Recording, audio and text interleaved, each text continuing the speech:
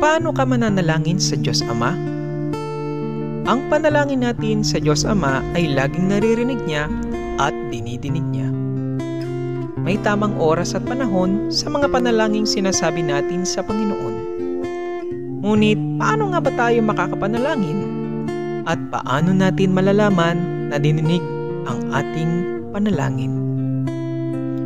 Kung paano tayo nananalangin ng Ama namin, ganon din dapat ang ating mga panalangin. At ang panalangin na ito ay may pagpupuri, paghingi ng tawad, pagpapasalamat at may paghiling. Ngunit ang pinakamahalagang parte nito ay meron itong kasamang pangangako. Ang pananampalataya natin ang sagot sa mga panalangin natin. Mangyayari ang gusto natin ayon sa pananampalataya natin. Nasa Diyos ang awa, nasa tao ang gawa. At ang pananampalataya na walang kasamang gawa ay patay na pananampalataya. Ganon din naman, ang gawang hindi sinasamahan ng pananampalataya ay isang patay na gawa. Kailangan purihin natin ang Diyos dahil mahal natin siya. Kailangan magpatawad tayo dahil sa Diyos at sa ating kapwa. Kailangan magpasalamat tayo, meron man o walang nakikitang biyaya. Kailangan mangako tayo sa Kanya para sa mga kabutihang kaya nating gawin sa Kanya. Alam ng Ama ang mga kailangan natin bago pa man natin ito sabihin sa Kanya. Ngunit binigyan niya tayo ng kalayaan na magdesisyon sa ating buhay. At ito ang dahilan kung bakit tayo minsan nabibigatan at minsan pinanghihinaan. Kaya naman, kung mananalangin tayo, ay huwag tayong mag-aalinlangan upang ang ating mga panalangin ay magkaroon ng kasiguraduhan.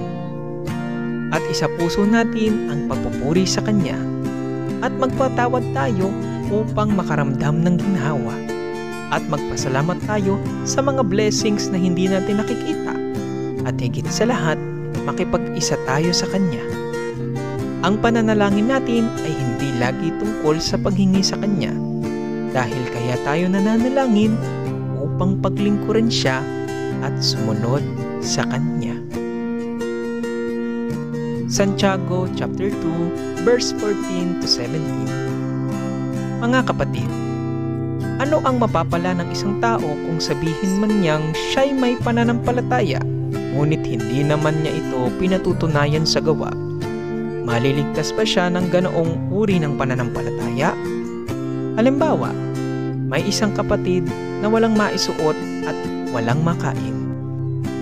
Kung sasabihin ninyo sa kanya, patnubayan ka nawa ng Diyos, magbihis ka't magpakabusog. Ngunit hindi naman ninyo siya binibigyan ng kanyang kailangan. May mabuti bang naidudulot sa kanya iyon?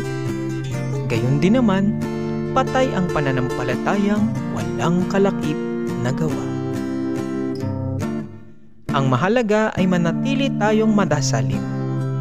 Ang taong madasalin ay palaging pagpapalain. Paano tayo magkakaroon ng gawa ayon sa Diyos Ama? Ito ang ating tatalakayin sa susunod na kabanata. See you soon sa susunod na video mga kapatid sa pananampalataya. Laging magdasal sa Panginoon para gumaling ang ating depresyon.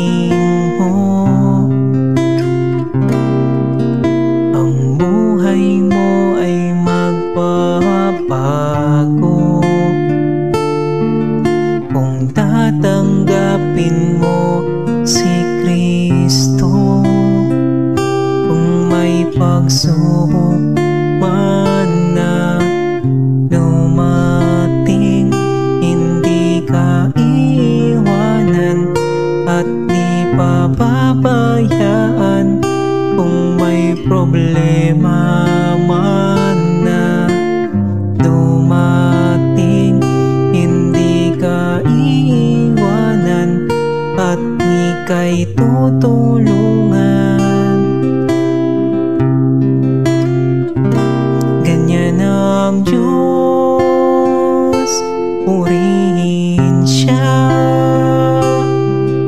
Ganyan ang Diyos sa atin, napakabuti niya. Ganyan ang Diyos, dakila siya, tapat kailanpaman, napakabuti niyang magmahal.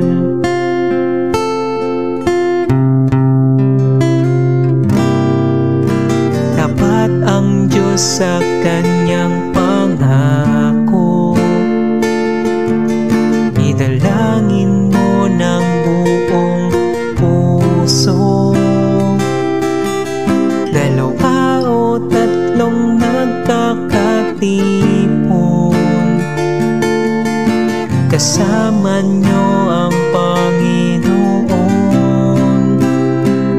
Kung may pagsubok man na dumating, hindi ka iiwanan at di papabayaan.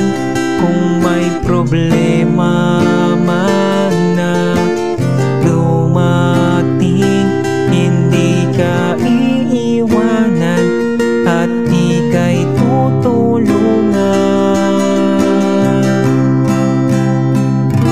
Ganyan ang Diyos, purihin siya. Ganyan ang Diyos sa atin, napakabuti niya. Ganyan ang Diyos, dakila siya, tapat kailanpaman, napakabuti niyang magmahal. Magmahal, magmahal.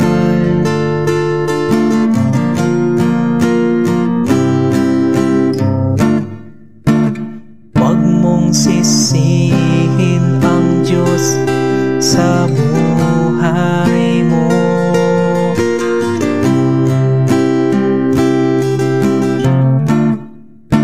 Gawin mong kakampi ang Diyos sa buhay mo.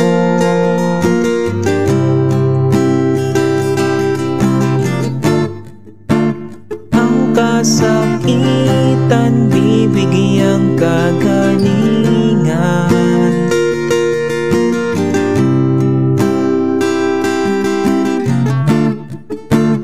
Ang kahiling ay bibigyang katugunan.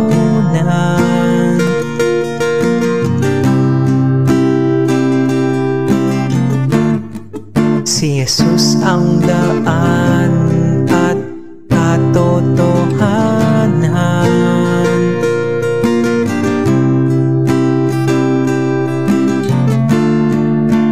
Siya ang buhay, tunay na kasagutan o kasagutan.